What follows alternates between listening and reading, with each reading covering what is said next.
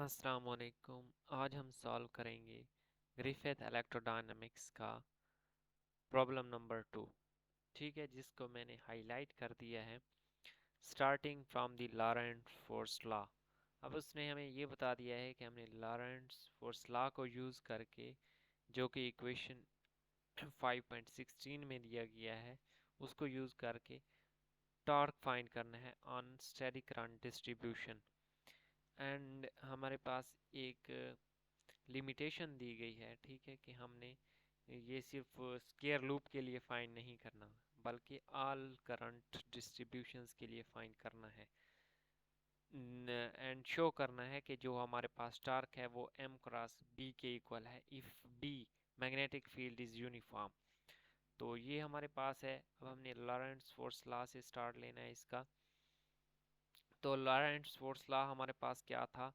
वो था हमारे पास F is equal to I integration of D L cross B. तो मैंने इंटीग्रेशन यहाँ पे नहीं लिखी, डी एफ इधर लिख दिया है, तो इंटीग्रेट करेंगे तो वही लॉ बन जाएगा। सो अब हमने क्या है, ये हमारे पास है लॉरेंट्ज़ फोर्स लॉ। अब इसको यूज़ करते हुए हमने टॉर्क फाइंड करना है। तो टॉर्क का फार्मूला लिख लेते हैं। वो हमारे पास किस चीज़ के इक्वल आएगा? वो हमारे पास आएगा D N is equal to R cross D F. तो डी एफ की वैल्यू यहाँ से हम पुट कर लेते हैं यहाँ पे ऊपर वाली इक्वेशन से इसमें। तो हमारे पास D N is equal to R cross I into D L cross B, ये हमारे पास आ जाएगा। तो आई हमारे पास चूंकि ये एक कांस्टेंट है, तो इसको मैंने बाहर निकाल लिया है, ठीक है। और वैसे भी जो डायरेक्शन थी इसकी, ठीक है, ये हमारे पास एक डायरेक्शन, इसकी कोई डायरेक्शन नहीं है, ठीक है। वैसे होती है, लेकिन हमने थ्योरी में पढ़ा है और एल और आई की डायरेक्शन सेम होती है, हमें पता है। तो हमने उसको क्या है, एल वेक्टर में लिख दिया था तब। तो इसको मैंने वेक्टर फॉर्म में लिख दिया R cross D L cross B. अब मैंने इसको इक्वेशन 1 का नेम दिए दिया है। अब यहाँ से हमने यही चीज़ फाइंड करनी है, R cross D L cross B. इसकी वैल्यू फाइंड करेंगे, ठीक है, मुख्तलिफ ट्रिक्स को यूज़ करते हुए, और यहाँ पे इस इक्वेशन में पुट करके हमारे पास डी एन की वैल्यू आ जाएगी। तो स्टार्ट लेते हैं इस वैल्यू को फाइंड करने के लिए। चैप्टर 1 में हमने कुछ प्रॉपर्टीज़ पढ़ी थी। उन प्रॉपर्टीज़ में से एक प्रॉपर्टी थी A cross B cross C plus B cross C cross A plus C cross A cross B is equal to zero.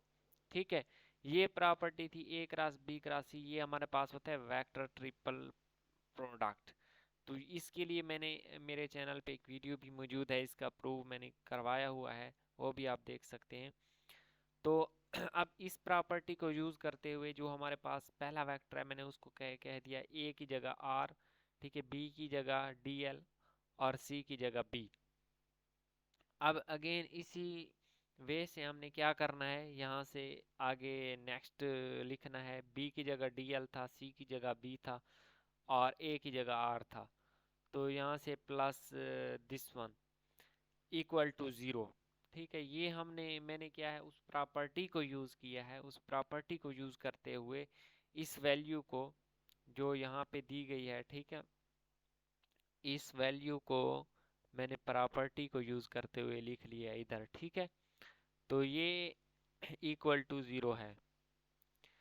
अब हम एक और अजम्पशन लेते हैं, ठीक है, कि अगर हम इस रकम का डेरिवेटिव लें, ठीक है, आर क्रॉस बी का, तो ये हमारे पास क्या आएगा।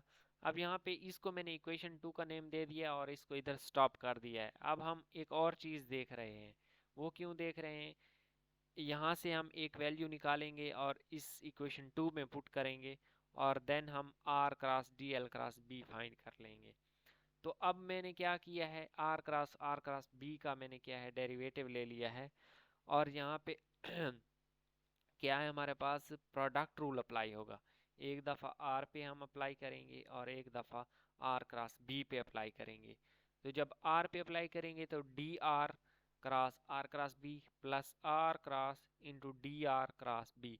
अब जो ये हमारे पास डी आर वैक्टर है वो हमारे पास डी एल वैक्टर के इक्वल है, ठीक है, ये दोनों लेंथ्स हैं तो ये आपस में इक्वल हैं।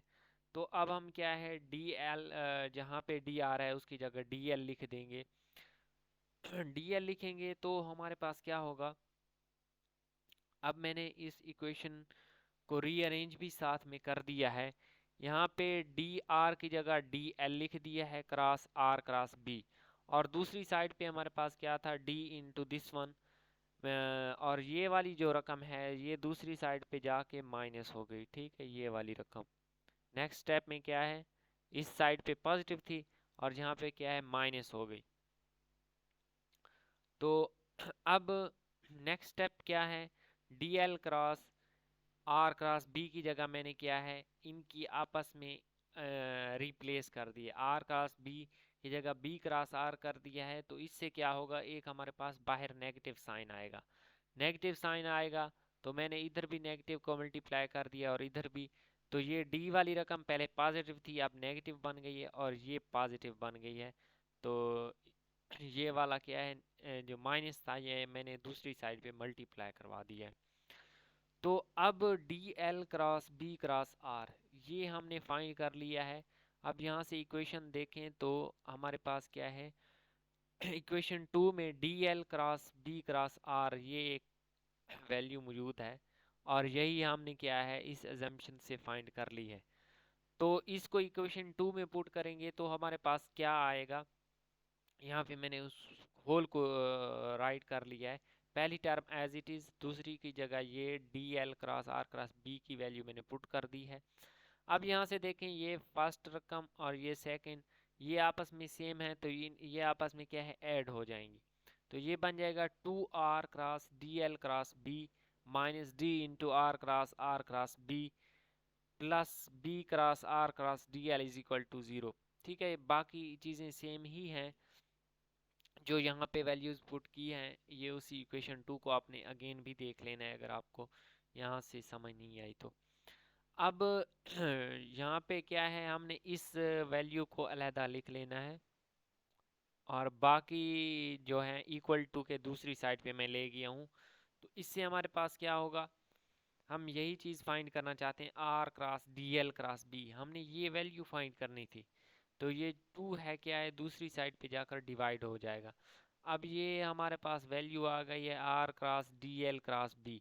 जो इक्वेशन 1 थी उसमें मैंने आपको बताया था, जो इक्वेशन 1 ये देखें R cross D L cross B, हमने यही वैल्यू फाइंड करनी थी इक्वेशन 1 में। तो ये हमने फाइंड कर ली है जो कि इस चीज़ के इक्वल है, ये देख सकते हैं 1/2 into D R cross B minus B into R cross D L. तो अब इसको इक्वेशन 1 में पुट करेंगे तो आई एज इट इज़ आ जाएगा, इक्वेशन 1 में था। बाकी ये वैल्यू मैंने सारी पुट कर दी है इधर।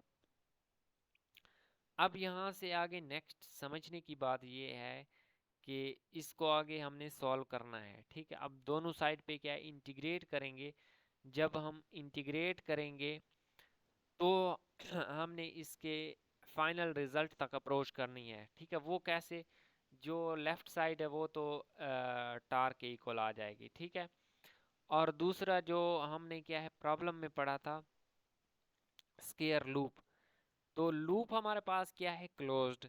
तो लूप्स हमारे पास क्या है क्लोज्ड होती हैं, तो हमने यहाँ पे क्लोज इंटीग्रल को इवेल्युएट करना है। तो ये जो फर्स्ट टर्म है इसको मैंने यहाँ पे ज़ीरो कर दिया है, ये मैं आपको बताता हूँ कि ये ज़ीरो कैसे हुई है। ठीक है, और जो सेकंड टर्म है इसका मैंने क्या है इंटीग्रल इवेल्युएट कर रहे हैं यहाँ पे। मैं आपको समझा देता हूँ, ये भी समझाता हूँ कि ये ज़ीरो कैसे आया है। तो i/2 इंटू दिस टर्म, ठीक है, ये टर्म मैंने एज इट इज़ लिख ली है। अब हमें एक चीज़ पता है, ये जो 2 है इसको क्या है अंदर मल्टीप्लाई कर दें तो भी ठीक है, या इधर रहने दें, इसकी वैल्यू फाइंड करके यहाँ पे पुट कर दें ये भी ठीक है। तो अब हमारे पास क्या है, हमें प्रॉब्लम में ये कहा गया था कि जो हमारे पास लूप है वो सर्कुलर, ज़रूरी नहीं है कि वो सर्कुलर हो।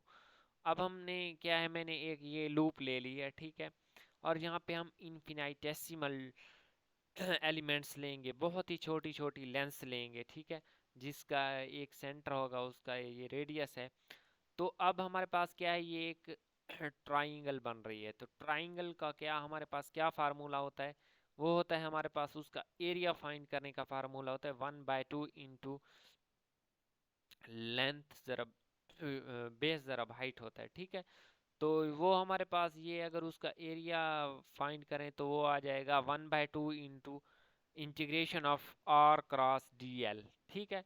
हमने क्योंकि ये इस पूरी लूप का कंसीडर करना है, तो मैंने एक इनफिनिटेसिमल डिस्प्लेसमेंट, एक इनफिनिटेसिमल एरिया लिया है, ठीक है, और उसको इंटीग्रेट करने से होल का एरिया आ जाएगा। तो अब ये जो चीज़ हमारे पास, ये किस चीज़ के इक्वल है, और इस साइड पे इसको जब इंटीग्रेट करें तो ये a बन जाएगा। तो ये चीज़ हमारे पास integration of r cross D L यहाँ से 2a के इक्वल आ जाएगी, और यहाँ से 2 से 2 कैंसिल हो जाएगा, तो हमारे पास जो टार्क है वो आ जाएगा -IB, ठीक है। तो b हमारे पास यहाँ पे क्या है, वेक्टर है, यहाँ पे आपने उसको क्या है, वेक्टर ही लिखना है। तो ये हमारे पास वेक्टर है। अब मैं ये बता देता हूँ कि ये जो पहली टर्म आई है ये कैसे ज़ीरो आई है। अब ये यहाँ पे ये पहली टर्म है वेक्टर ट्रिपल प्रोडक्ट, मैंने पहले भी आपको बताया कि उस पर मेरा एक लेक्चर मौजूद है मेरे चैनल पे, वो देख सकते हैं। तो वो हमारे पास होता है A cross B cross C is equal to B into A dot C minus C into A dot B. तो अब हम इस वेक्टर ट्रिपल प्रोडक्ट को क्या है, रीअरेंज करके इस तरह ए और बी और सी, यहाँ पे ए और आर, बी और आर और सी की जगह बी आ जाएगा। तो इस फार्मूला में R cross B is equal to R into R dot B minus B into R dot R. तो अब हमें ये चीज़ पता है कि जब जो आर और बी हैं, ठीक है, मैग्नेटिक फील्ड है और आर है, वो एक दूसरे के क्या है, परपेंडिकुलर होंगे इन दिस केस, ठीक है। जो हमारे पास करंट होगा, क्योंकि जो लूप से करंट फ्लो करेगा, या तो वो इनटू द पेज होगा या आउट ऑफ द पेज होगा, ठीक है।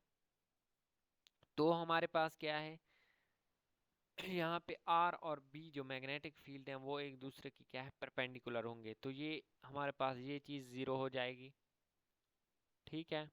और आर डॉट आर ये सेम डायरेक्शन में है, तो जो हमारे पास डॉट प्रोडक्ट होती है उसमें अगर वो सेम डायरेक्शन में हो तो वो R dot R R square बन जाएगा, ठीक है। उनके दरमियान एंगल जीरो होता है तो कॉस ऑफ जीरो 1 बन जाता है, तो ये आर स्केयर बन जाएगा।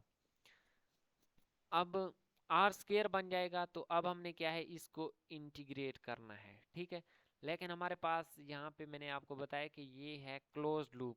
जब क्लोज्ड लूप पे इंटीग्रल अप्लाई करेंगे डी आर स्केयर, तो वो हमारे पास क्या है, ज़ीरो बन जाएगा। तो ये इस तरह ये हमारे पास होल टर्म क्या है, ज़ीरो बन जाती है, ठीक है। तो अब यहाँ पे हमने जो टॉर्क निकाला है वो है -IB यूनिट वेक्टर, ठीक है।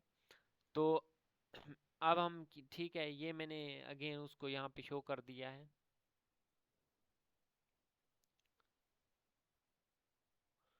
तो ये हमारे पास क्या है, यहाँ पे -IB इंटू ए। अब हम इसको रीअरेंज कर लेते हैं, IB, ठीक है। ये मैंने इनको क्या है, ये पहली रकम थी और ये दूसरी थी, तो मैंने इनकी आपस में क्या है, जगह चेंज कर दी, तो हमारे पास एक माइनस साइन आया, जिसकी वजह से ये वाला माइनस ख़त्म हो जाएगा, ठीक है। तो ये माइनस हमारे पास ख़त्म हो गया। अब आई और ए वेक्टर हमारे पास क्या है, मैग्नेटिक डाइपोल मूवमेंट होता है, ठीक है। तो उसकी जगह मैंने एम रिप्लेस कर दिया और बी एज इट इज़ आ गया। तो हमने प्रूव भी यही करना था कि जो हमारे पास करंट लूप्स के लिए जो टॉर्क है वो हमारे पास इस चीज़ की इक्वल है। तो ये था हमारे पास प्रॉब्लम नंबर 2।